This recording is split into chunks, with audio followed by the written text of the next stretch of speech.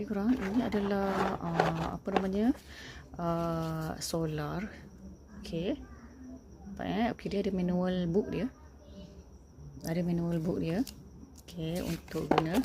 So ini dia punya apa namanya, segala macam ni lah. Segala macam apa kabel. Ada type C, ada USB, ada yang untuk macam TV apa semua kan. So yang ini okay. So ni dia. Okay, gitu. Okay, so dia boleh buka mana ni. Macam mana aku nak buka ni? Tak kerti. Okay, dia ada tali pinggang dia. Nampak sangat noob tau you all. Okay.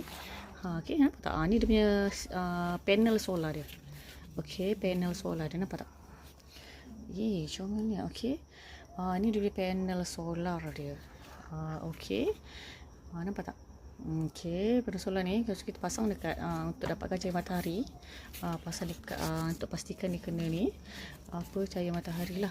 Okay, nampak tak? Okay, mana lagi punya ni?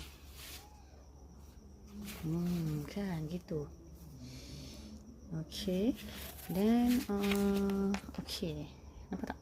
Okay, itu dia.